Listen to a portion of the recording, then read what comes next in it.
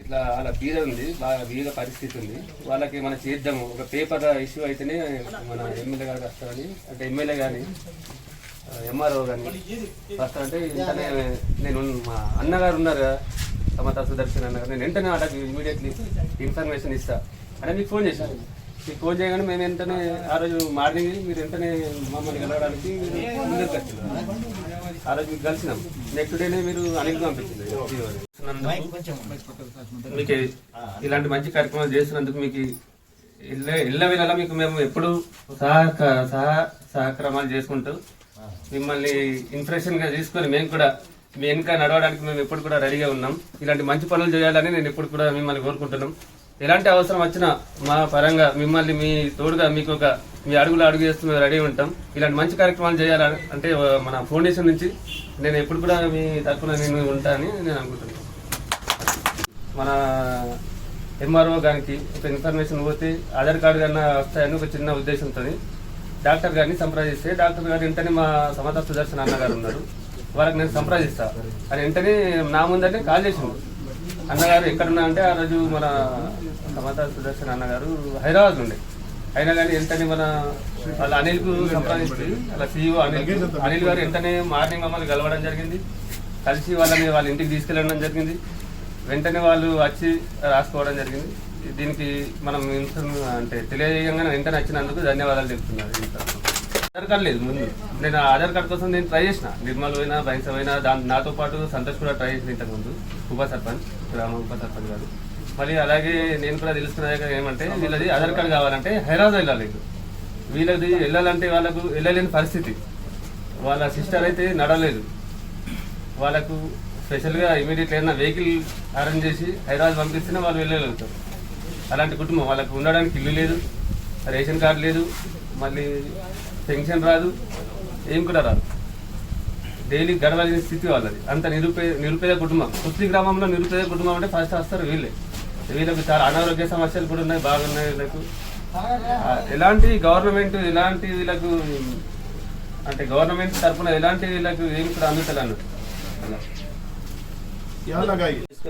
రాములన్న సుదర్శన్ అన్న దృష్టికి గుణమైండు, సమతా ఫౌండేషన్ వాళ్ళ దృష్టికి గుణమైండు. వాళ్ళ వెంటనే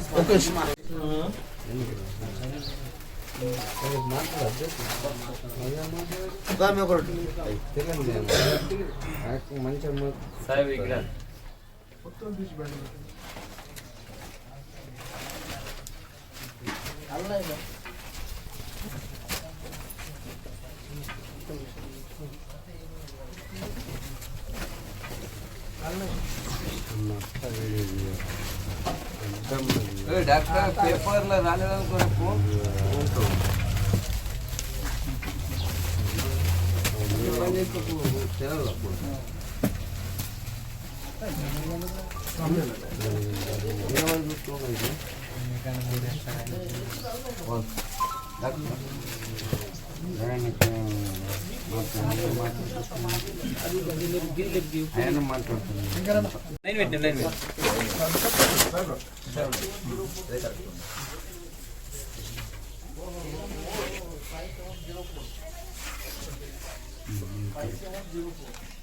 కుస్లి గ్రామంలో అమ్మకు ఎలాంటి సరుకులు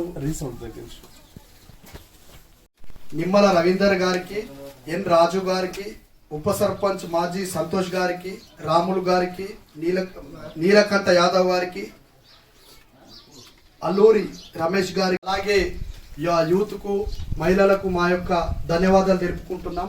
మొదటగా ఈ యొక్క ఇక్కడికి వచ్చేసిన సమతా ఫౌండేషన్ చైర్మన్ సుదర్శన్ గారు సార్ ఆధ్వర్యంలో ఇక్కడ నిర్వహిస్తున్న ఈ యొక్క పంపిణీ కార్యక్రమాన్ని ఉద్దేశించి మన అల్లూరి రమేష్ గారిని ఒక 2 నిమిషాలు మాట్లాడవలసిన కూర్చు. చైర్మన్ గారికి ధన్యవాదాలు. ఏంటంటే మాకు బీదర్స్ తెలుసుకుని వచ్చిందానికి ఫస్ట్ మా రాములు గారు మీకు వెంటనే చెప్పిన వెంటనే తొందర వచ్చి ఇమ్మీడియట్లీ మా ఇల్లును చూసి చేసి అన్ని విధాలుగా వచ్చి సహకరించినందుకు ధన్యవాదాలు సార్. సమతా ఫౌండేషన్ చైర్మన్ అయినటువంటి సుదర్శన్ అన్న గారికి మరియు ఈ యొక్క రెండోసారి ధన్యవాదాలు సార్. మీరు ఎవరు చెప్పినా కానీ మన కుస్లీ యువకులు అయినటువంటి మంచి నాయకులు ఉన్నారు సార్. ఇక్కడ కూడా మంచిగా చేయాలనుకునే ఉద్దేశపూర్వకంగా ఉన్నారు. ఇప్పుడు చాలా అయింది సార్ స్టార్టింగ్, అది చాలా సంతోషకరమైనటువంటి విషయం. మళ్ళీ అలాగనే మీ దృష్టికి తీసుకురావడము, మీరు అతి తొందరగా మా కుస్తికి రావడము, మరి ఒకటే రోజుల మీరు హామీ ఇచ్చిపోయింది సార్.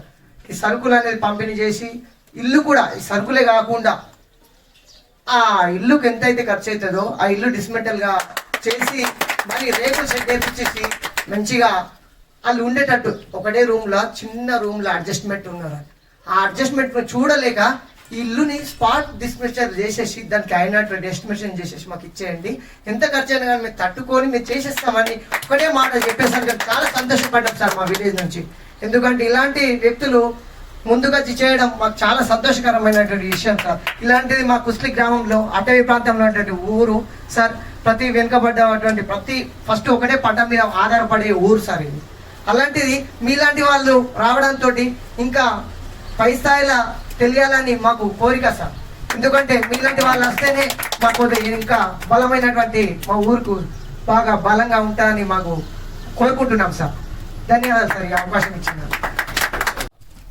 శ్రీ సమత సుదర్శన్ అన్నగారికి, అలాగే ఇక్కడికి విచ్చేసిన గ్రామ యువకులకు, పెద్దలకు పేరు పేరున అందరికీ ధన్యవాదాలు. అలాగే మన గ్రామానికి మొట్టమొదటిసారి అన్నగారు ఇక్కడ ఒక బీద ఫ్యామిలీ ఉందని తెలుసుకొని మన మన మన విలేజ్ వాసి అయిన డాక్టర్ రాములు గారు ఇలాంటి పరిస్థితి ఉంది అని ప్రవీణ్ పటేల్ వాళ్ళిద్దరూ కలిసి అన్నగారి దృష్టికి తీసుకెళ్ళిళ్ళు. వెంటనే సమత ఫౌండేషన్ వారు స్పందించి ఇక్కడికి వచ్చి వాళ్ళ పరిస్థితిని చూసి వెంటనే ఇమీడియట్లీ ఇంటి పైకప్పు నిర్మాణము, అలాగే వాళ్ళకు సరిపడా నిత్యావసర సరుకులు ఇవ్వడానికి వెంబటినే వాళ్ళు సహకరించినందుకు ధన్యవాదాలు. అన్నగారు, మీలాంటి వారు సమాజంలో ఇంకా మీ నుంచి మేము నేర్చుకోవాల్సింది చాలా ఉంది. ఎందుకంటే మేము కూడా మీ అడుగుజాడలలో నడుస్తాం. ఇంతకుముందు కూడా మేము మా విలేజ్ తరపు నుంచి మేమంతా మిడిల్ క్లాస్ అన్నగారు మేము, అయినా మా వంతు మేము ఇన్ని రోజులు ఈ అమ్మకు ఎవరికి తోచిన సహాయం వాళ్ళు చేసినాము. కానీ కాకపోతే శాశ్వత పరిష్కారం అన్నది మేము చూపించలేకపోయినాం. ఈరోజు శాశ్వత పరిష్కారం మీ ద్వారా అవుతుందంటే చాలా మా విలేజ్కి గర్వకారణం. ఇది మాకు చాలా సంతోషమైన విషయం సార్. మీ అందరికీ ఈ అవకాశం ఇచ్చినందుకు ధన్యవాదాలు. ముందుగా విలేజ్కి వచ్చిన సమతా ఫౌండేషన్ చైర్మన్ గారికి ధన్యవాదాలు సార్. ఇలాంటి నిరుపేద కుటుంబానికి ముందుగా మీరు సహకారం చేస్తున్నటువంటి దానికి ముందుగా ధన్యవాదాలు చెప్తున్నాం సార్. ఇలాంటి కుటుంబాలు కూడా కొన్ని ఉన్నాయి ఇక్కడ అక్కడక్కడ, మా విలేజ్ కాకుండా ఇంకా వేరే విలేజ్లో కూడా ఉన్నాయి. అటువంటి దానికి కూడా మేము కూడా ముందుండి మీ అడుగుజాడలు నడిచి మీకు సహాయ సహకారాలు అందిస్తామని కోరుకుంటున్నాం సార్. ధన్యవాదాలు. సమతా ఫౌండేషన్ చైర్మన్ సుదర్శన్ అన్న గారికి ప్రత్యేకంగా ధన్యవాదాలు. కుస్లీకి రావడం అంటే మేము అనుకోకునే విషయం సార్. ఎందుకోసం అంటే ఈ రోజులలో ఈ ఇటువంటి కార్యక్రమాలు చేసేటోళ్ళు చాలా తక్కువ సార్. ఎందుకోసం అంటే మేమేమనుకుంటున్నామంటే ఈరోజు చెప్తారు, ఎప్పుడో ఒక నెలకు వస్తారని అనుకున్నాం సార్. ఇమ్మీడియట్లా 1 డేస్కే ఈ రోజుకే ఇమ్మీడియట్లా మీరు ఇంత చర్య తీసుకున్నారంటే సార్ మీకు ప్రత్యేకంగా ధన్యవాదాలు సార్. ఎందుకోసం అంటే ఇటువంటి వాళ్ళు ఇట్లా నిరుపేదలు చాలా మంది ఉన్నారు సార్. మీ వంటి వాళ్ళు చాలా కొద్దిగా ఇట్లా ఇటువంటి కొన్ని హెల్ప్ చేస్తే సార్ చాలా మంది ఇటువంటి బీద వాళ్ళు కొద్దిగా మనకు సహకరించినట్లయితే సార్. ఎందుకోసం అంటే ఎందరికో ఎన్నో కోట్లు ఉన్నాయి సార్, ఎవరు కూడా ముందుకు రావడం లేదు సార్. మీ వంటి వాళ్ళు దేవుళ్ళు సార్. ఫస్ట్ మీకు ధన్యవాదాలు చేయాలి సార్. ఎందుకోసం అంటే మేము కూడా 2 సార్లు నేను మండలి తీసుకెళ్ళినా సార్. మండలి తీసుకుపోయి ఎంపీడీఓకు దండం పెట్టినా సార్. మేము తీసుకెళ్ళి రాజావని తీసుకెళ్ళి, అయినా నాతోటి కాలేదు సార్. అయినా కూడా నా అంతు సాయం నేను చేసిన సార్. ఆమెకు మేము పొలిటికల్లో తిరుగుతున్నాం కాబట్టి మా అంతు ఎంపీడీఓకు ఎంఆర్ఓకు మరీ రిక్వెస్ట్ చేసినాం. అయినా కానీ ఆమెకు ఆధార్ కార్డు లేకపోవడం వల్ల దానికి మేము ఏం చేయలేకపోయినాం సార్. ఆమె మా ఇంటికి వచ్చి ఏడ్చినా కూడా మేమేం చేయలేదు సార్. అందరూ ఇక్కడ కూడా ఎవరైనా కూడా అందరూ నార్మల్ మనుషులే సార్. అందుకోసం మీ వంటి వాళ్ళు అన్నగారు దేవుడిలాగా మా పుత్రికి మీరు ఎంచుకున్నారంటే చాలా సంతోషమైన విషయం సార్. మీలాంటి వాళ్ళు మాకు ఎప్పుడు అండగా ఉంటే ఎనీ టైం 24 hours సార్ మీ వెనుక మేము అడుగుజాలో నడుస్తామని చెప్తున్నాం సార్. ధన్యవాదాలు సార్. వినబడుతుంది కదా. కుస్లీ గ్రామం ఏదైతే ఉందో ఈ గ్రామం నుండి మొట్టమొదటిసారిగా నా దగ్గరికి వచ్చి మరి ప్రవీణ్ పటేల్ గారు, డాక్టర్ రాములు గారు, ఏ రాజు గారు, సంతోష్ ఉప సర్పంచ్ గారు, నీలకంఠం యాదవ్ గారు, అలూరి రమేష్ గారు, గోపి పటేల్ గారు, గంగారాం గారు, పటేల్ గారు, వీళ్ళు చాలా మంది పెద్దలతో పాటు ఈ గ్రామానికి చెందిన చాలా మంది పేర్లు నాకు తెలియవు కాబట్టి మీ అందరికి కూడా పేరు పేరున మీ పేర్లు మర్చిపోయి ఉంటే నన్ను క్షమించాలి. మీ అందరికి పేరు పేరున నేను ధన్యవాదాలు చెప్తున్నాను. మేము సామాజిక సేవ, సమాజంలో చాలా మంది పేదలు ఉన్నారు. నేను మళ్ళీ నా స్పీచ్ లో ఎప్పుడైనా చూడండి నన్ను చాలా టీవీలు ఇంటర్వ్యూ చేసిన, యూట్యూబ్ వాళ్ళు ఇంటర్వ్యూ చేసిన వీళ్ళందరూ సార్ మీ నోటి నుండి ఈ పేదలు, దివ్యాంగులు, వికలాంగులు, డ్రాప్ అవుట్ స్టూడెంట్స్, నిరుపేదలు వీళ్ళు తప్ప మీకు ఇంకా వేరే పదం గుర్తురాదు సార్. మేము ఆ గమనింపులు అని చెప్తా ఉంటాను, నా డెప్యూటీ చేస్తుంటాను. నేను నా జీవిత లక్ష్యం కూడా ఒకటే. నేను అతి పేద కుటుంబం నుండి, మీరు ఇక్కడైతే ఎవరైతే ఉన్నారో మీ అందరికంటే పేదతనం నుండి నేను రావడం జరిగింది కాబట్టి నా మనసులో ఒకటి ఉండిపోయింది ఏంటంటే ఖచ్చితంగా ఈ సమాజానికి పే బ్యాక్ ది సొసైటీ అంటే మనం సంపాదించిన దాంట్లో ఈ ప్రజలకు తిరిగి ఎట్లా ఇవ్వాలనే దాని మీద నేను ఒక శపథం చేసుకున్నాను.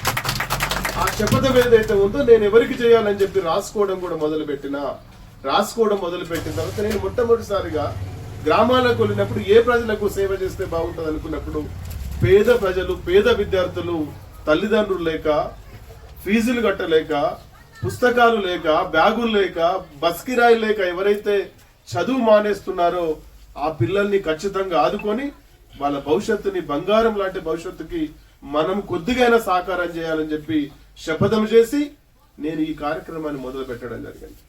ఇది నేను ప్రోగ్రామ్ ఎందుకంటే నా నేపథ్యం కూడా తెలిస్తే సమతా సుదర్శన్ గారు ఏం చేస్తారు, ఎట్లా ఉంటారు, ఏ ఊరు అనేది మీకు తెలిస్తే మీ బ్లెస్సింగ్ కూడా నా మీద ఉంటది, అది మా పిల్లలకు కూడా పడుతుంది. మీ అందరి బ్లెస్సింగ్ నా మీద ఉంటే నేను ఇప్పటి వరకు కొన్ని వందల మందికే చేసిన. నా ఆశయం ఏంటంటే ఆదిలాబాద్ జిల్లాలో ఉన్న మొత్తం ఉమ్మడి ఆదిలాబాద్ జిల్లా ఏదైతే ఉందో, మన నిర్మల్ జిల్లా ఏదైతే ఉందో, ప్రతి ఊర్లో సమతా ఫౌండేషన్ ఇటువంటి పేద తల్లులకి 1 నుండి 5 ఉండాలి.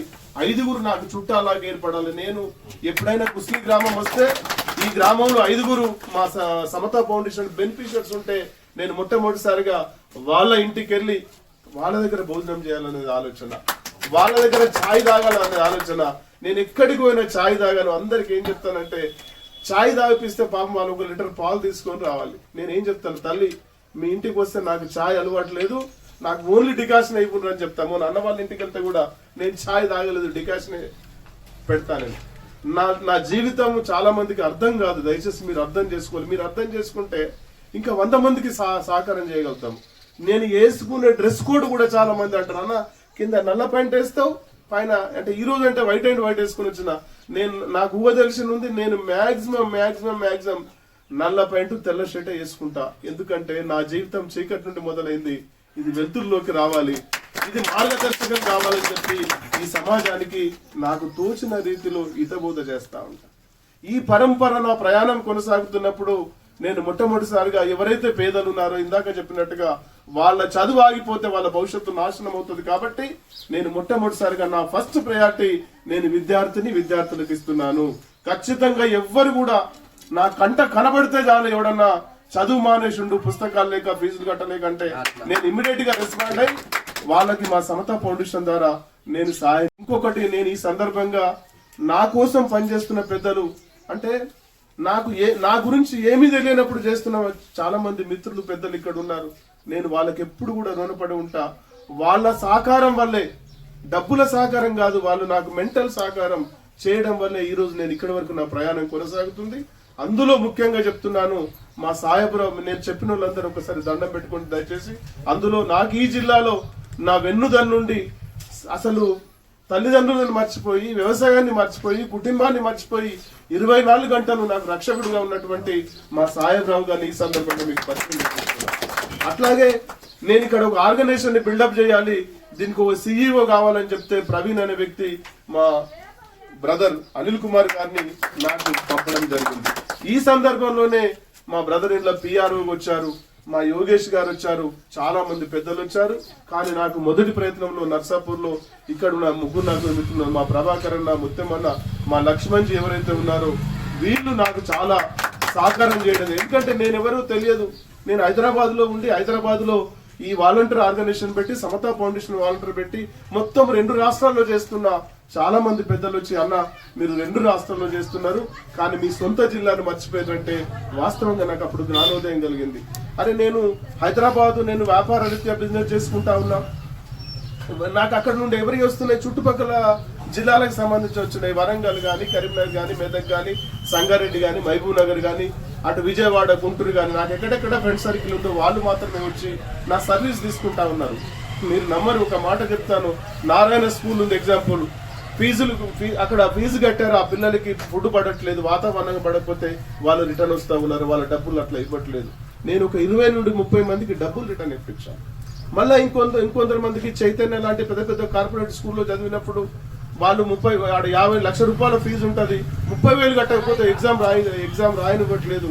నేను అక్కడికి వెళ్ళి బతులాడి, అయ్యా నేను సమతా ఫౌండేషన్ చైర్మన్ని అంటే వాళ్ళు నా గురించి వాళ్ళకి అవగాహన ఉంది, చెప్పగానే యూట్యూబ్ లో చెక్ చేసుకుంటున్నారు. అరే సమతా సుదర్శన్ చాలా సర్వీస్ చేస్తా ఉన్నాడు సార్, మీ సర్వీస్ మాకు సోషల్ మీడియాలో కనబడుతుంది సార్, మీకు ఏం సహకారం కావాలంటే ఏం లేదు, మా పేదవాడు ఎగ్జాంపుల్ ఒక మహేందర్ అనే బాబు వచ్చాడు మహబూబ్ నగర్ నుండి, ఫీజు కట్టలేక ఎగ్జామ్ బంద్ పెట్టారు, నేను ఆత్మహత్య చేసుకుంటా అని చెప్పి వాళ్ళ తల్లిదండ్రులకు చెప్తే వాళ్ళు వెతికి నాకు నంబర్ చేశారు, మెసేజ్ పెట్టారు. నేను జనరల్ గా బిజీ ఉంటాను కాబట్టి నంబర్ లిఫ్ట్ చేయలేదు.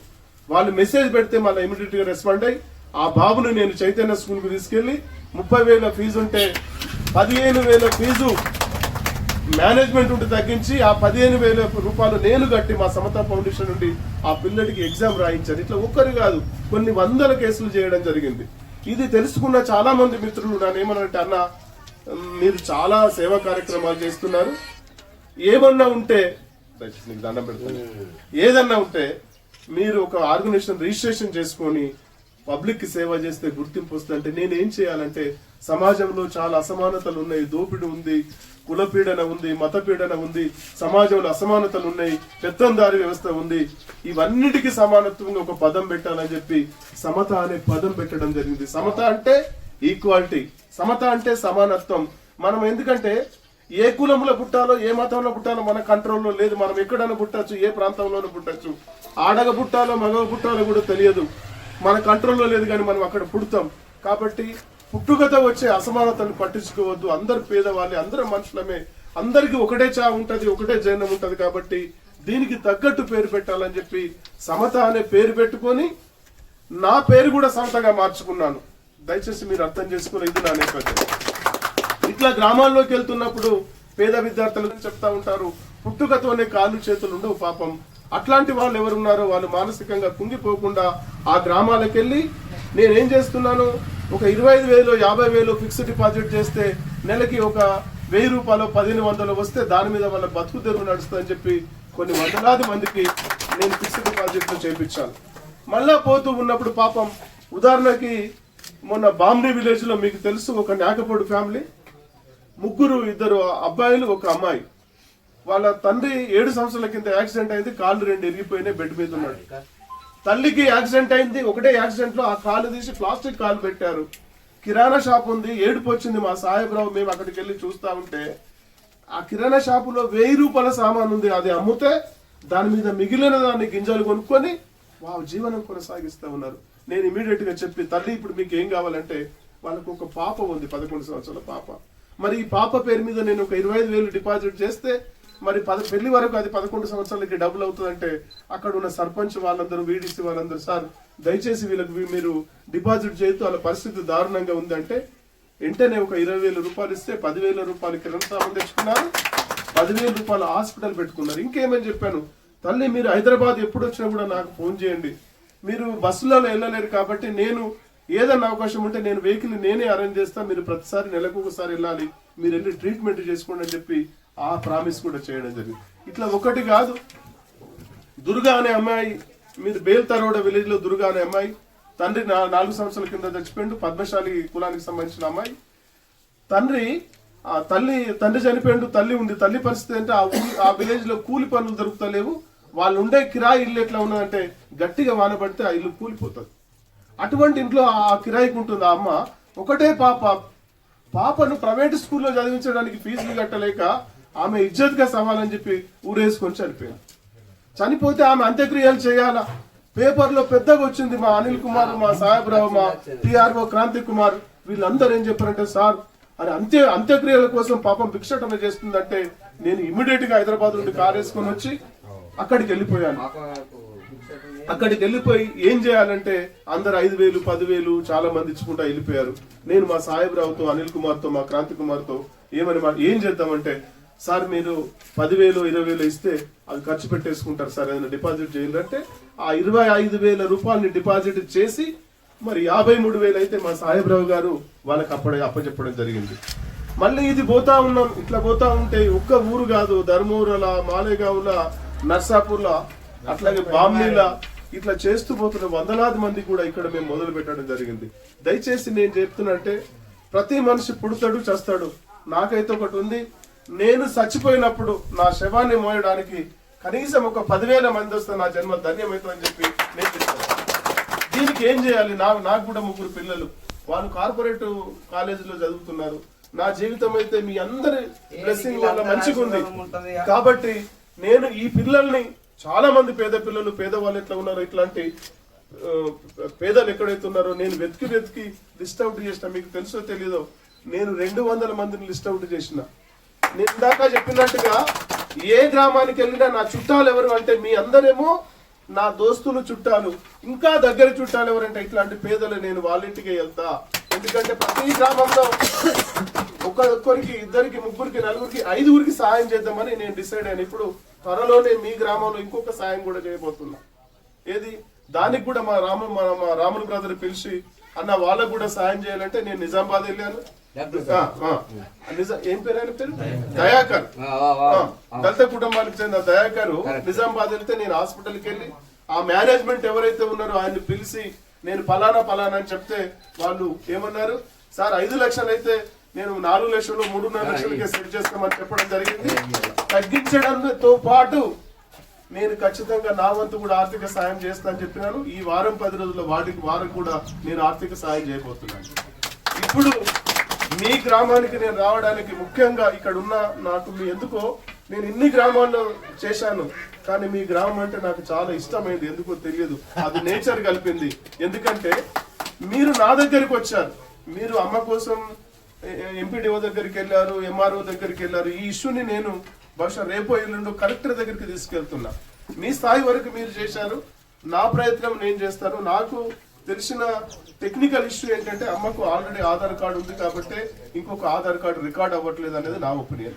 ఎందుకంటే ఒకసారి ఉంటే ఈ అమ్మకి ఆ ఇల్లు గట్టిగా వానబడితే సేమ్ బేల్తరోడలో ఎట్లాగైతే ఉందో ఈ ఇల్లు కూడా అట్లాగే కూలిపోయే పరిస్థితులు ఉంది. నిన్న మన పెద్దలందరూ, ముఖ్యంగా మా రవి బ్రదర్ వీళ్ళందరూ కూడా ఏం చెప్పారంటే, ఆ ఇల్లుని మనం పునర్నిర్మాణం చేద్దాం సార్, రెనోవేషన్ చేద్దామంటే మరి గోడలు చాలా స్ట్రాంగ్ గా ఉన్నాయి కాబట్టి ఆ తీసేసి రేకులు ప్లస్ ఆ మేస్త్రి కూడా ఎంత ఛార్జ్ అయినా ఆ ఇల్లు నిర్మాణం చేసి అమ్మకు మీ అందరి సమక్షంలో, మీ అందరి ఆశీస్సులతో అమ్మకు ఇవ్వబోతున్నాను. అందుకే నేను మొన్ననే మీ ఊరు వచ్చాను.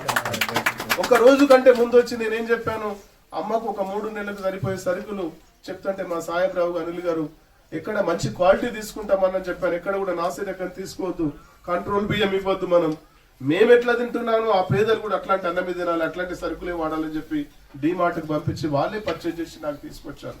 దయచేసి ఇప్పుడు నేను చేసే మొదటి దశ ఈ అమ్మకి మీ అందరి ఆధ్వర్యంలో నేను ఇవి వాళ్ళకి ఇస్తున్నాను.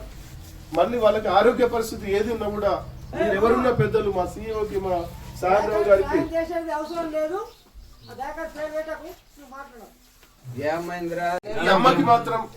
ఈ అమ్మకి మాత్రం నేను ఇప్పుడు చేస్తున్నాను. ఈ రోజే వాళ్ళు ఒక మెటీరియల్ ఇచ్చారు, మన లిస్ట్ రాసి నేను రేపు సాయంత్రం కల్లా మెటీరియల్ పంపిస్తాను.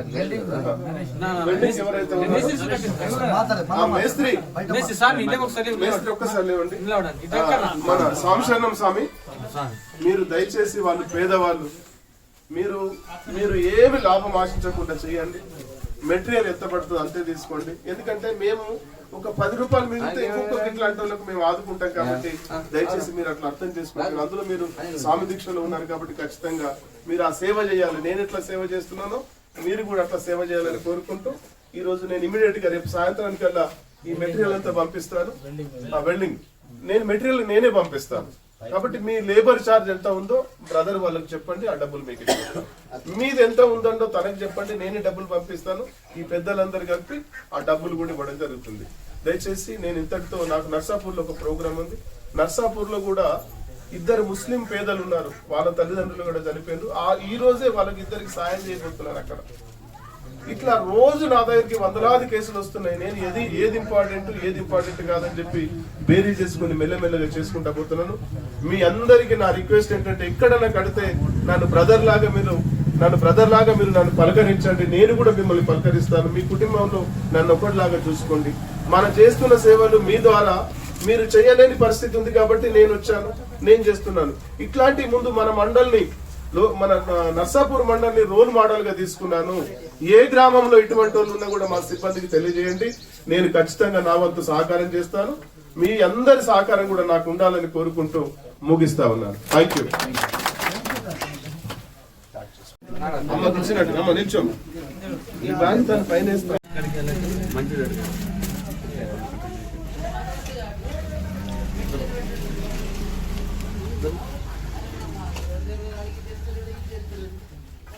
ఇగో ప్రేమ మాట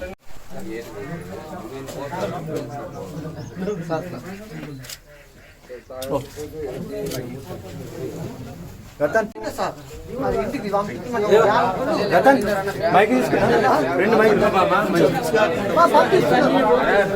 మా వాళ్ళు ఉన్నారు.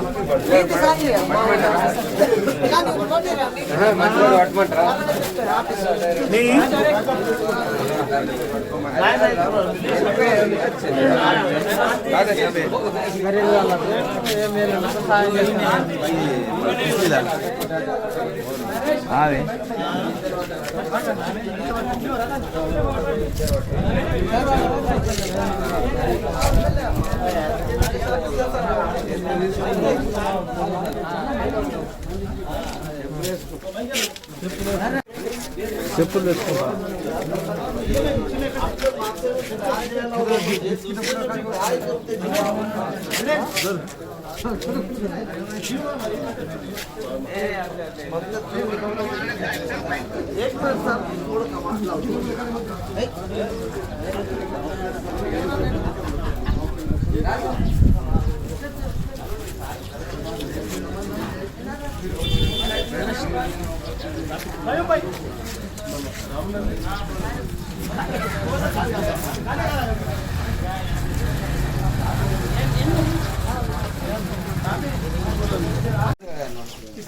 మనం గలాల్లో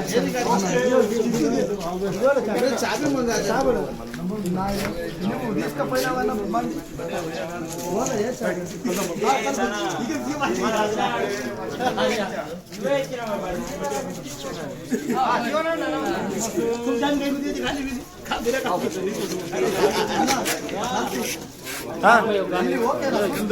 ఏ వస్తుంది